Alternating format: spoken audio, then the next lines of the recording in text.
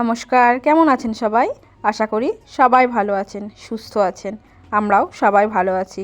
আজ শনিবার আর এখন বাজে সকাল 8টা।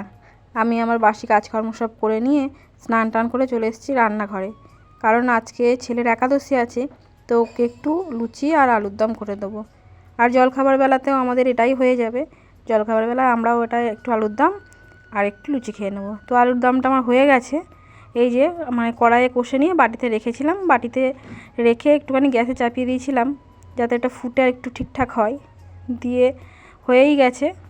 আর আমি এদিকে তেলটাও বসিয়ে দিয়েছি। আমার ময়দা তো প্রথমেই মাখা হয়ে গেছিলো, দিয়ে একটু ঢাকা চাপা দিয়ে রেখে দিয়েছিলাম। তারপরে এখন বেলে নিচ্ছি, নিয়ে একটা একটা করে লুচি আমি করে নেব। আর লুচি বানাতে বানাতে 4টে-5টা করে হয়েছে, আর আমি ওদের খেতেও দিয়ে দিয়েছি। আর ওদের বাবা ছেলেকে খেতে দিয়ে দিলাম। এখনও খাওয়া দাওয়া আমি বাকি আছি, তাই কয়েকটা করে নেবো, দিয়ে আমি দুটো লুচি নিয়েই বসবো জলখাবার বেলা। যাই হোক, প্রায় আমার হয়েই গেছে, এই কটাও হলেই হয়ে যাবে।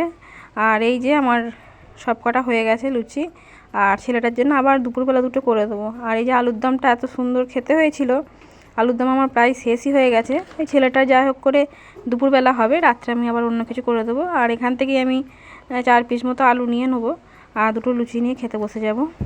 যাই হোক, দুটো খাওয়া দাওয়া করে নিই, তারপরে আবার আমাদের রান্নাবান্না আছে। আর ছেলে তো শুধু লুচি আলুর দম দিয়ে ওর হয়ে যাবে সারাটা দিন, ও আর তো কিছু খাবে না। আর ফ্রিজে ফল টল আছে, কখনো যদি ইচ্ছা করে ওর ফল খেতে তখন খাবে। আর আমিও জলখাবারটা খেয়ে নিই, খেয়ে নিয়ে আবার রান্নাবান্নার দিকে যাব। রান্না আজকে আমরা দুজনাই আছি, রান্না ভাত খাবো, আর ডিমের ঝোল ভাতই করবো, আর কিছু করবো না। যাই হোক, আমার খাওয়া দাওয়া হয়ে গেছে, আর রান্নাও আমি চাপিয়ে দিয়েছি।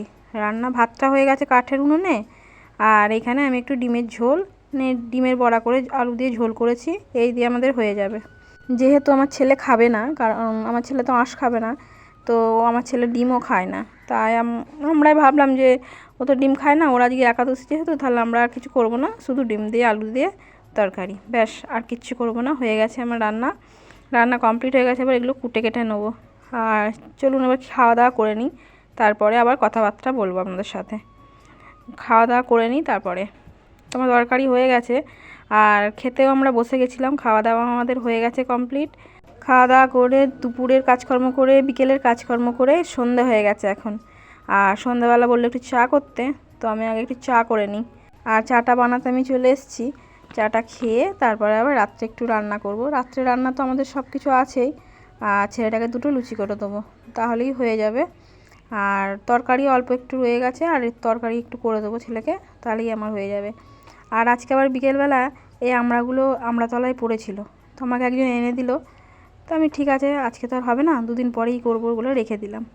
আর এই গ্যাসের উপরে এই জায়গাটা দেখতে আমার খুব একটা ভালো লাগছে না, তো দুটো কাগজ পেতে দিলাম, দিয়ে ছোট্ট একটা ফুলদানি ছিল শোকেসের মধ্যে, সেটা নিয়ে এসে এখানটা রাখলাম। দেখতে বেশ ভালো লাগছে, কিন্তু কতক্ষণ থাকবে আমি জানি না, কারণ ওখানটা তো অনেক তেল ছিটকায়, তাই ওখানটা বেশি ভালো করে রাখলেও থাকে না। যাই হোক, আমড়াগুলো এই গ্যাসের উপরেই ছিল, ওগুলো একটু নিচেই নামিয়ে দিলাম। ময়দাটা আমি ফ্রিজ থেকে বার করে দেখছি খুব শক্ত হয়ে আছে, তো ওই জন্য একটু রেখে দিচ্ছি, একটু নরম হয়ে যাক, দিয়ে ভালো করে ঠেসে নেবার একবার, তারপরে দুটো লুচি বানিয়ে দেবো। আর ততক্ষণ আমি একটু ঘরে যাই, ঘরে গিয়ে ওই বিছানাটা বিচ্ছিরি হয়ে আছে একটু পরিষ্কার করে দিই। আর বিছানার উপর কয়েকটা শাড়ি আছে, সেগুলো আপনাদের সঙ্গে শেয়ার করে দিই। আর এই শাড়িগুলো ভাবছি আমি দুর্গাপুজোয় পরবো, ওই 5টা থেকে 6টা মতো শাড়ি আছে। আর এগুলো হচ্ছে সুতির ছাপা শাড়ি, সবসময় তো পরতে লাগে বাড়িতে।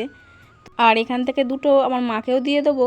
আর কালারগুলো ভাবলাম আপনাদের সঙ্গে শেয়ার করি, যদি ভালো লাগে আর কি। প্রথমেই বসছি, প্রথমেই একটা খয়েরি রঙের শাড়ি এই যে খয়েরি রঙের শাড়িটা। আর এগুলো বেশ ভালোই, কালারগুলো নেওয়া খারাপ নয়, আমার ভালোই লাগলো। আর দুর্গাপুজোয় দেখি যদি আর কোনো শাড়ি কিনতে পারি কি না, জানি না কিনতে পারবো কি না এবছর, কারণ শাড়ি নেওয়ার এবছর আমার খুব একটা ইচ্ছা নেই, কারণ কিছুদিন আগে ছেলের পৈতে দেওয়া হয়েছে, তো একটু এর মধ্যেই চলছে সব কিছু। যাই হোক, সেসব বলে লাভ নেই, কিন্তু এই যে কটা শাড়ি আছে তাই নিয়ে আমি খুশি আছি, কোনো ব্যাপার না এটা। আর অনেকগুলো শাড়ি শুধু একবার করে পরা হয়েছে, এরকম আছে অনেকগুলো শাড়ি, কারণ ছেলের পৈতেতে নিয়েছিলাম, তারপরে ভাগনার পৈতে গেল, সেই সময় নেওয়া হয়েছিল। তো ঠিক আছে, আমার কাপড় চোপড়গুলো গুছানো হয়ে গেছে, আলমারিতে তুলে দিয়েছি, দিয়ে চলে এসেছি আবার রান্নাঘরে। এবার ময়দাটা আর একটু ভালো করে ঠেসে নিই, না হলে হবে না। এখনও একটু শক্ত হয়ে আছে, একটু ঠাসলেই ঠিক হয়ে যাবে। ভালো করে মেখে তারপরে এবার বানাবো, দিয়ে আবার ছেলেটাকে খেতে দেবো। ছেলেটা আমার পড়তে গেছিলো, তো এখন বাড়ি চলে এসছে। এবার এসে ওর খিদে পেয়ে গেছে, এখন প্রায় বাজেও 9:30 মতো। তো ওকে দুটো খেতে দিয়ে দিই, তারপর আবার আমরা খাওয়া দাওয়া করবো। তো ততক্ষণ আমি লুচিটা বানাই, ওকে খেতে দিই। আর আপনারা সবাই ভালো থাকবেন আর সুস্থ থাকবেন।